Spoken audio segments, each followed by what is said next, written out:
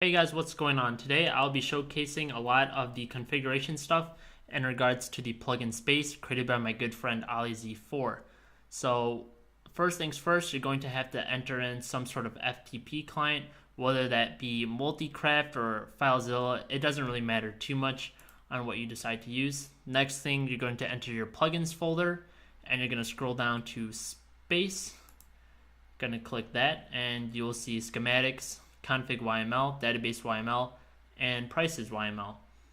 So let's enter in the prices YML, and here are all the prices for everything in space, whether it be the space station, grenades, modifiers, whatever.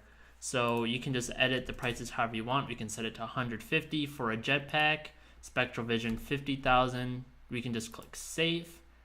And then next time the plugin is reloaded or you start the server, those changes will take effect.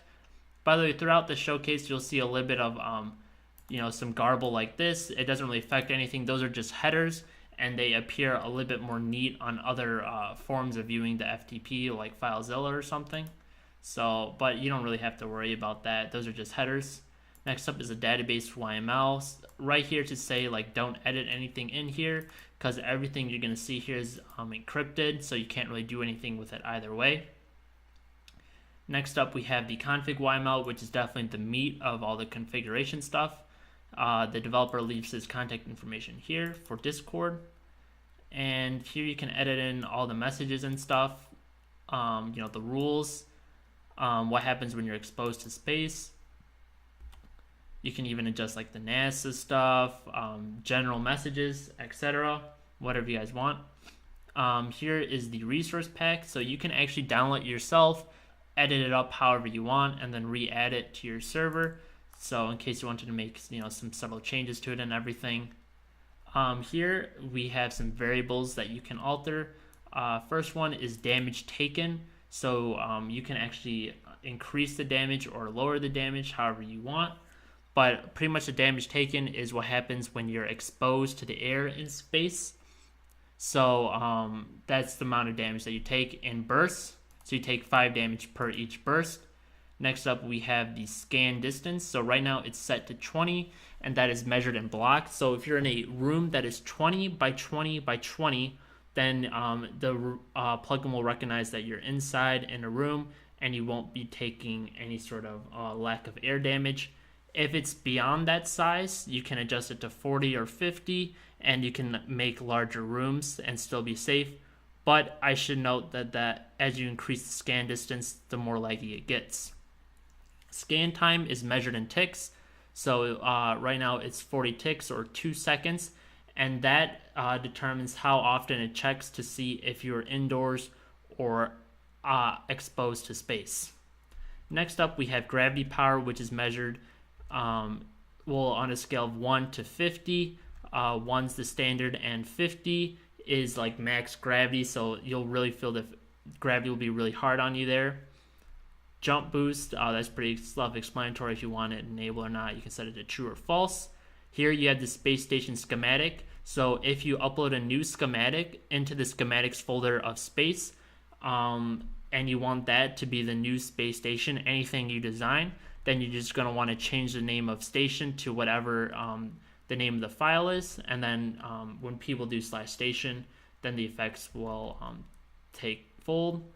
Enhanced creepers, you can set that to true or false. If it's false, then you'll just encounter regular creepers, which is pretty nice. You can disable airlocks, grenades, dead astronauts the same way with the enhanced creepers. Loot drops, you can enable that. Repulsion barriers, true or false. Death effects, the particles are just certain particles that come off when you're taking the burst damage, along with the red blur around your screen as you're taking the burst damage. Here you can configure your world options, so you can have a primary space world here, but you can actually have unlimited space worlds as noted right here. You can signify your space station world, which that's where all the space stations are kept, obviously. And you have your Earth world, which is like the default survival world. Next are the avoid processing blocks. So these are blocks that if you try and use to like make a room to keep in oxygen, they won't work because obviously they aren't tight blocks in the sense that like doors have holes in them. So these cannot be used to work as an airlock pretty much, or like keep in the air. So here are airlock blacklist IDs. So these are custom blocks that you cannot use for an airlock. So for instance, 46 is TNT. You can't use TNT as a custom block for the airlock. If you need information on how to find out the custom IDs for a block, you can just enter debug mode and it'll give you the item ID. Here we have loot drop items. These are items that you can find inside a loot crate. So the chances of finding emerald, diamond, and obsidian, you can add in as many other items you want, but all the items are from 0 to 64, entirely random. You could find nothing, or you could find 64, which is really a big gamble there in my opinion. So we can go back out of that, and last but not least, we have the schematics. Here's the default station schematic and barrier schematic. If you were to make your own sort of barrier that you really liked, you can just make a schematic of that, call it barrier.schematic, just overwrite that file, and then that will be the new barrier schematic, the new barrier when you use the photonic barrier.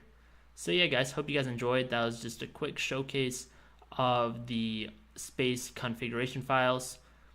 I'll leave the link to the wiki page down in the description below, along with a link to download the plugin. Also, my server IP if you want to see this plugin in action. Thanks for watching everybody, and I'll see you guys later. Peace.